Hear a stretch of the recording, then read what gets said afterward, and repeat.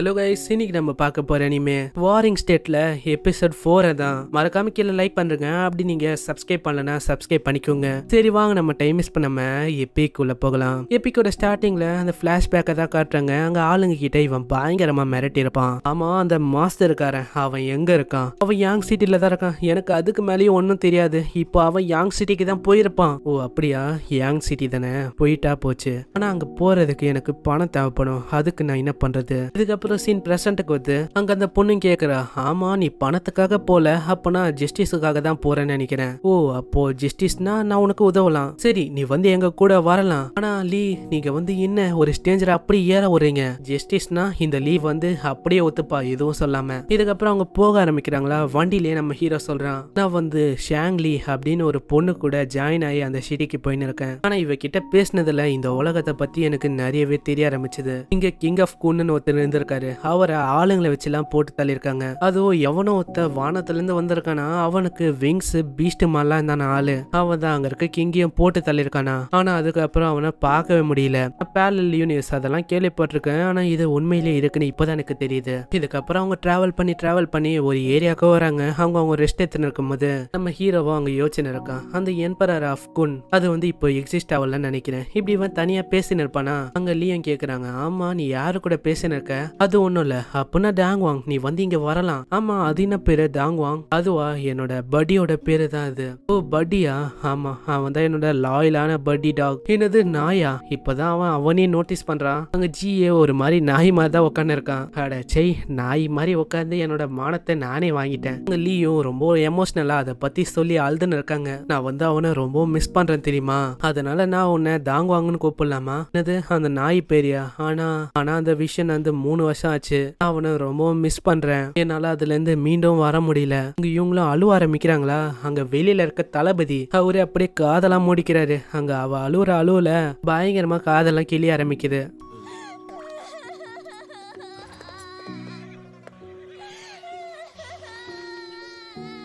அந்த நாள்லேருந்தே அவங்க வந்து ஒரு மாதிரி மனசொடைஞ்சு போயிட்டாங்க. அப்பத்துலேருந்து அவங்க ஒரு கஷ்டத்திலேயே தான் இருக்காங்க. அதுலேருந்து அவங்களால மீண்டும் வர முடியல. ஏன்னா அவங்களுக்கு அந்த டாங்கா அந்த நாய்க்குட்டி தான் இவளோட உலகமா இருந்தது. ஆனால் இப்போ அந்த நாய்க்குட்டி இங்கே இல்லாதனால இவங்க வந்து எப்பயுமே ரொம்ப கஷ்டத்துல தான் இருக்காங்க. அங்கே லீயும் ரொம்ப அழுவ ஆரம்பிக்கிறாங்களா. இதனாலேயே நம்ம ஹீரோக்கும் வேற வழி இல்லை. சரி நீங்க அந்த பேரை வச்சு என்ன கூப்பிடலாம். நீ வேணா கவலைப்படாத, உனக்கு வேணா சீரப் பண்றதுக்கு ஒரு ஸ்டோரியை சொல்லட்டா? ஸ்டோரின்னு கேட்டோன்னே அந்த பொண்ணுக்கு அவ்வளோ ஆர்வம். என்ன ஸ்டோரி? உங்களுக்கு வந்து ஸ்டோரி தெரியுமா? சரி சொல்லுங்க, நான் வந்து ஆவலா வெயிட் பண்றேன். நம்ம ஜிக்கும் வேற வழி இல்லாம ஒரு விதமான ஸ்டோரியை பத்தி சொல்றான். அந்த ஸ்டோரியில ஒரு 1000 வருஷத்துக்கு முன்னாடி பாம்புக்கும் டாக்டருக்கும் லவ் வந்திருக்கும். அந்த ஸ்டோரியை இவன் வந்து ஆவலா சொல்றானா, அவங்களும் கேட்டுன்னு இருக்காங்க. அங்க அவன் சொல்ற விஷயம் எல்லாம் வெளியிலயும் கேக்குது. அதெல்லாம் அப்படி ஒட்டி கேட்க ட்ரை பண்றாங்க. இதே மாதிரி ஸ்டோரி சொல்லி அப்படியே நைட் ஆயிடுது. நைட்ல நம்ம ஆளு வந்து குடிச்சு ஒரு மாதிரி ஆயிடுறான். அவனால எண்டிங் ஸ்டோரியை சரியாவே சொல்ல முடியல.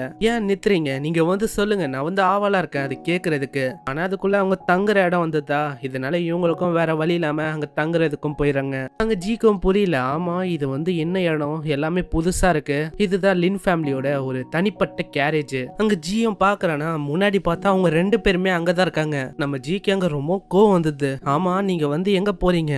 ஏன்னா இங்க நீங்க பார்த்துதான் நடந்துக்கணும். அப்படி நீங்க ஏதாச்சும் தப்பா நடந்துக்க ட்ரை பண்ணீங்கன்னா அவ்வளவுதான், உங்களை கொன்னு கூட போட வாய்ப்பு இருக்கு.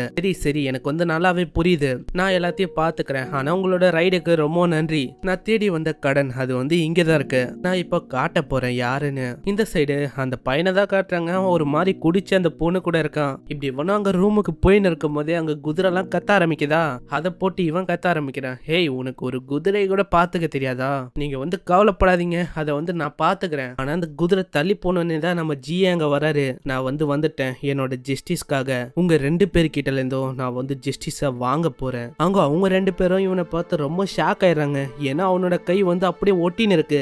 எப்படி உன்னோட கையை தான் வெட்டிட்டாங்களே, எப்படி அது ஒட்டின்னு இருக்கு? போங்க, அவனை விடாதீங்க, அவனை அப்படியே கொன்னு போட்டுருங்க. இதனாலே அங்க குடிச்சு கடந்த நிறைய பேர் கத்தியில தாக்க ஆரம்பிக்கிறாங்க. ஆனா என்னதான் தாக்க ட்ரை பண்ணாலும் ஜி வந்து பயங்கரமா தாக்குறான். இப்படி ஜியும் தாக்கின்னு இருக்கும் போது பின்னாடி இன்னொத்த வந்து தாக்கிடுறானா, அவனை போட்டும் பயங்கரமா அடிக்க ஆரம்பிச்சிடறான். இந்த சைடு லீயோ ரொம்ப இம்ப்ரெஸ் ஆயிடுறாங்க. நான் வந்து எதிர்பார்க்கல இந்த தாங்வாங் இவன் வந்து ஒரு குன்ஃபு மாஸ்டரா இருப்பான்னு. ஆனா அதுக்குள்ளேயே நம்ம ஜிய நிறைய பேர் சுத்த போட்டுறாங்களா. அவனாலையும் எதுவும் பண்ண முடியல. பின்னாடி அந்த தளபதியும் யோசிக்கிறாரு, இப்போ அவன் மாட்டிக்கினான்னு நினைக்கிறேன், நான் தான் ஹெல்ப் பண்ணுமோ. ஆனா ஜி அதெல்லாம் யோசிக்கவே இல்ல, அப்படியே தூக்குறானா எல்லாருமே அப்படியே பறந்து போக ஆரம்பிக்கிறாங்க. இவன் வந்து மாஸ்டர், இவனை வந்து விட்டு வைக்காதீங்க, இவனை கொல்லுங்க, நான் வெறுமா நான் யாருன்னு காட்டுறதுக்கு தான் நான் இங்க வந்தேன். ஆனா அதுக்குள்ளேயே பின்னாடி வேற ஒருத்தன் கத்தி எத்தி இறக்கிடுறான். ஆனா அதுக்குள்ளேயே அந்த கத்தியும் அப்படியே உடைச்சு போட்டு அவனையும் கொன்னு போட்டுறான். இதே மாதிரி யார் யாரெல்லாம் தாக்க வராங்களோ அவங்க நெஞ்சில எல்லாம் குத்தி இறக்கி அப்படியே கொன்னு போட்டுறான். பின்னாடி லீக்கும் அவ்வளவு ஆர்வம், அவ்வளவுதான் அப்படிதான் போட்டு தள்ளுங்க, வேற லெவலு. அட நீங்க வந்து என்ன பண்ணிருக்கீங்க, அவங்க 2 பேருமே கோர்ட் அபிஷியல், அதனால நம்ம சியர் பண்றது நல்லது இல்ல. என்ன சொல்றீங்க, அவங்களுக்கும் நம்மளுக்கும் எந்த விதமான ஃப்ரெண்ட்ஷிப்பும் இல்ல, அதனால நம்ம எதுக்கு அதெல்லாம் யோசிக்கணும். அங்க அந்த தளபதிலாம் ரொம்ப ஆச்சரியமா இருக்காரு, ஏன்னா இவனோட ரெக்கவரி ரேட்டு அது ரொம்ப ஃபாஸ்டா இருக்கு. அங்க ஜியும் அந்த வில்லக்காரனை கொல்லலான்னு போவானா, ஆனா அதுக்குள்ளேயே ஜியை கொல்லலான்னு அவனே வரான். ஆனா ஜி கைய பிடிச்சு முறுக்கி ஒரே போட்டுதான் அங்க ஆளு அப்படியே விழுந்துறான். உனக்கு எவ்வளவு தைரியம் இருக்கும், இந்த மாதிரி நீ ஏன் மேலேயே கைய வச்சிருப்ப. இதை கேட்ட ஜி ரொம்ப கடுப்பாயிட்டு தாக்கலான்னு வருவாரு. ஆனா அதுக்குள்ள அந்த பொண்ணு கத்தி நித்துது. நில்லுங்க, நீங்க வந்து ரொம்ப கஷ்டப்பட்டீங்கன்னு எனக்கு நல்லாவே புரியுது, எல்லாத்துக்கும் காரணம் நான் தான். ஆமா ஆமா, அந்த பொண்ணு சொல்றது கரெக்ட் தான், உன்னோட கைய வெட்டினதும் அந்த பொண்ணு தான். நீ வாய முறா, நீ எதுக்கு வாய திறக்கிற. அங்க சுவாங்கோ காலை பிடிச்சு மன்னிப்பு கேக்குறாங்க. அவனை வந்து நீங்க திட்டக்கூடாது, அப்போ வந்து என் மேலதான், என்னாலதான் எவ்வளவு பிரச்சனை உங்களுக்கு வர ஆரம்பிச்சது. எனக்கு வந்து தெரியும் நீ வந்து நல்லாவே நடிக்கிறேன்னு, ஏன்னா உன்னை நான் காப்பாத்தினேன், அதையும் தாண்டி உன்னை நான் ப்ரொடெக்ட் பண்ண ட்ரை பண்ணேன். ஆனா என்கிட்ட ஸ்ட்ரென்த் இல்லைன்னு தெரிஞ்சோடனே நீ என்னையே போட்டு தள்ள ட்ரை பண்ண, அப்படிப்பட்டவ நீ. பின்னாடியே நம்ம லீக்கும் புரியுது, அப்போனா இந்த பொண்ணு தான் உண்மையான கடனாளியா. இப்போ சுவாங்கால தான் எவ்வளவு பிரச்சனையா. இந்த சைடு சுவாங்க சொல்றா, எனக்கு வந்து நல்லாவே புரியுது நீங்க வந்து ஏத்துக்கலன்னு, என்ன என்னால ப்ரூவ் பண்ண முடியும். அங்க ஒரு கத்தியா இருக்குமா, அது எடுத்து அவளோட வயிற்றுலே குத்திக்கிறா. இத பாக்குற எல்லாருமே ஷாக் ஆயிராங்க. இப்பயாச்சும் புரியுதா நான் ப்ரூவ் பண்ண விஷயம், இல்ல நீங்க இன்னமும் சாட்டிஸ்ஃபை ஆகலையா. பின்னாடி அந்த வில்லக்காரெல்லாம் கத்த ஆரம்பிக்கிறான், ஏ சுவாங் நீ வந்து எதுக்கு அப்படி பண்ண. ஆனா சுவாங் அங்க மன்னிப்பு தான் கேக்குறா, இந்த மாதிரி நான் உன்னோட கையை வெட்டினேன், அதுக்கு பதிலா என்னோட உடம்புலயே நான் வந்து காயத்தை உருவாக்கிட்டேன், அதனால தயவு செஞ்சு அவங்கள மன்னிச்சிருங்க, என்னோட கோவத்தை அவங்க மேல காட்டாதீங்க. அங்க லீக்கும் இப்பதான் எல்லா விஷயமும் புரிய ஆரம்பிக்குது, இந்த பொண்ணு வந்து ஒரு பொண்ணா இல்ல வேற ஏதாச்சா, ஏன்னா அவளுக்குள்ள நிறையவே தைரியம் இருக்கு, ஏன்னா இப்படி பண்ணா நம்ம தாங்குவா மத்தவனை விட்டுருவான். சோ இதுவும் ஒரு நல்ல ஐடியா தான். ஆனா இன்னொன்னு, அதோட ஊண்டு அது வந்து ரொம்ப அடியில போயிருக்குன்னு நினைக்கிறேன், கண்டிப்பா அப்படியே விட்டா சாகுறதுக்கும் வாய்ப்பு இருக்கு. இதுக்கப்புறம் ஜிக்கும் வேற வழி இல்லையா, அங்க அப்படியே விட்டு போயிடுறான். ஏதோ நான் டெப் தான் கலெக்ட் பண்ணலான்னு வந்தேன், அதை நம்ம சேம் ஆக்கிட்டோம், அதனால இப்போ நம்மளுக்குள்ள எந்த விதமான பிரச்சனையும் இல்ல. இதனால அந்த இடத்த விட்டும் போக ஆரம்பிக்கிறான். அந்த வில்லக்காரனுக்கு இன்னமும் கோவமா தான் இருக்கு, ஹே எல்லாருமே எங்கடா இருக்கீங்க, என்னோட காதலிக்கு ரத்தமா ஊத்துது, யாராச்சும் வந்து ஹெல்ப் பண்ணுங்க. ஆனா அங்க ஹீரோ போயின்னு இருக்கானா, அதை பார்க்கும் போது இவனுக்கு இன்னமும் கோவம் வருது. இவ்வளவு தைரியம் தான் என்னையே ஒரு மாதிரி எதிர்த்திருப்ப, என்னோட அப்பா யாருன்னு உனக்கு தெரியுமா. இதை கேட்டோடனே அவனுக்கு ஒரு மாதிரி தோண ஆரம்பிக்குது, ஏன்னா பழைய பாஸ்ட்லயும் அவனோட கையை மெரிச்சு இதே விஷயத்த நிறைய பேர் வந்து சொல்லிருப்பாங்க. அங்க இதெல்லாம் நம்ம ஜிக்கும் ஞாபகம் வருது, எங்க அப்பா யாருன்னு தெரியுமா, எங்க அப்பா வந்து ஒரு மினிஸ்டரு, என்னோட பிரதரும் என்னோட ஃபாதரும் உன்னை விட்டு வைக்க மாட்டாரு, இங்கல இருந்து போனக்கு அப்புறம் தேடி வந்து உன்னை கொல்லுவாங்க.